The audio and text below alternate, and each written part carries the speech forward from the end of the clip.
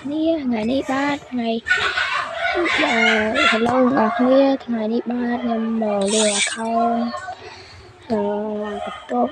bỏ dương ngày muốn nó bỏ lâu dương trôi tập đi được là số mang tới bà con đi kịch tốt mình tên mà con được ai chăng con đi mà kia trong ban gió nè rồi ta account Facebook nó thấy chat mà nhóm mò nhóm ai account nói lâu dương chụp đam mới skill sẵn lấy cha lấy mà phải trôi lên món thôi bà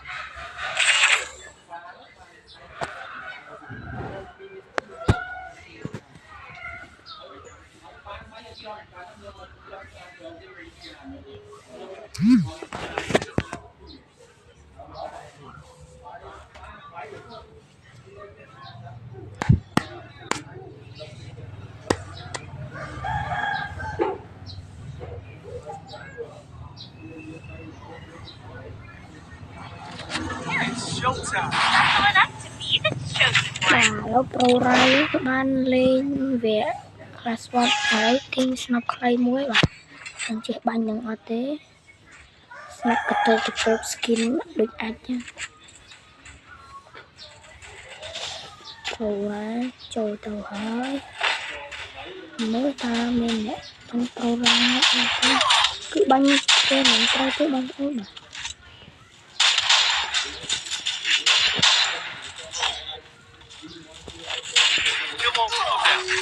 First blood. mà lúc đi liên sang anh là ba rồi anh nhập ba là muốn mình trai đi nọc ba bọt nhiều mà thấy hiện tượng bạn một kia đời rửa ở tế còn ố wow nên xây dựng ăn còn ồn mình mới tao gỡ có nhưng ai suy bán gì để tế wow vẽ đi nên bánh chào mình thôi là lâu bánh tập đường bị cao nó không bộ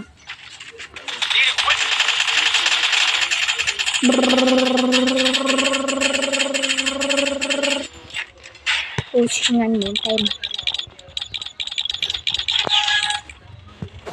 ron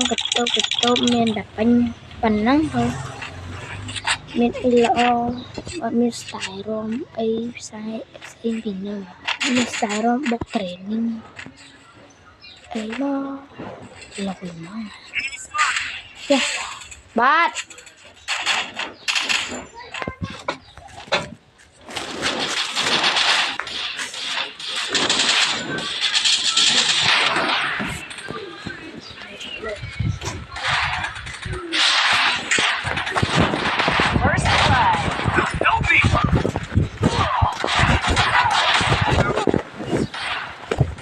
Double kill.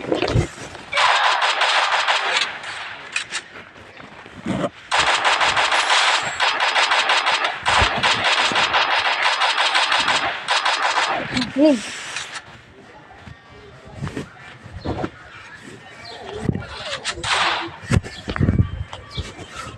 Double kill.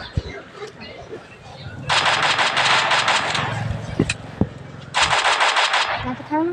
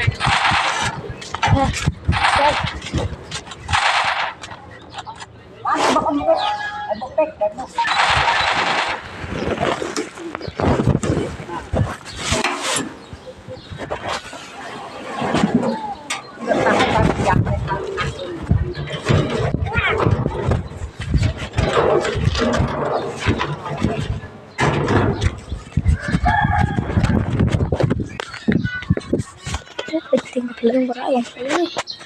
mẹ trai kỳ hao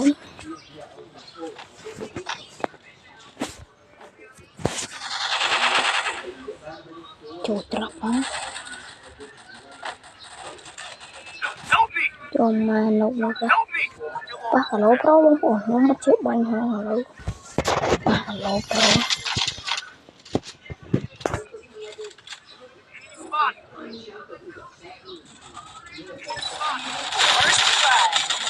Dưới nha mất chiếc bánh thì mà khổ.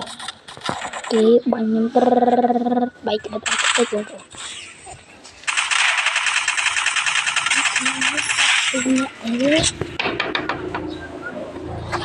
tôi sợ bay nhé áo bánh nặng như thế này keren kan oh my god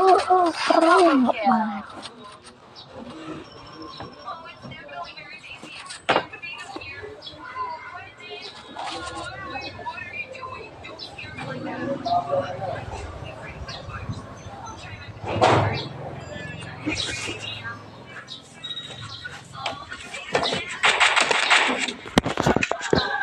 ông tao vậy đi chẳng không thay nhưng trên này phải mang bị rồi đấy muốn có option này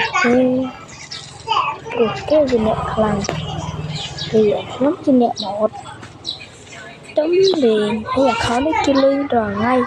nhóm tầm cho lên thì vậy ngay ai bạn hay thường rang thì không nhớ rồi kia lên thì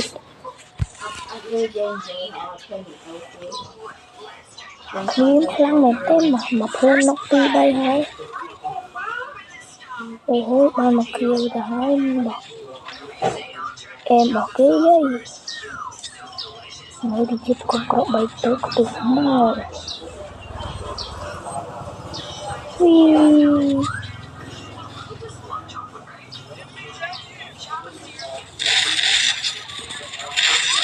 bắt chết ban tê ban phun thường tế những bạn không bán em kiểu bán tay nhìn mấy mà ra được tinh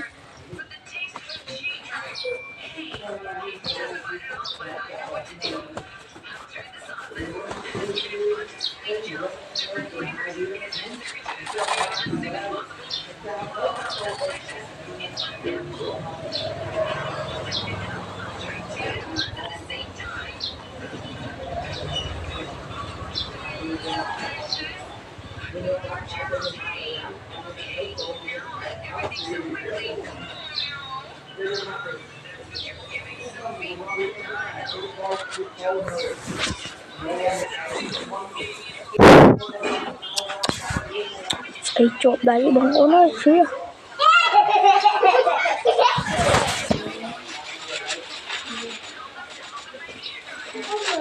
tôi không có sự kháng kháng mà tên độ ác kháng giống như là spray đá bằng ôn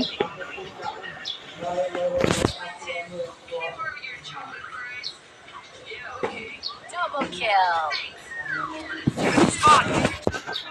rằng mình là thế bóng ôn có bao nhiêu chia thế nó như nhầm mùi với ta ơi mùi crop yeah bằng con kia cho hai ui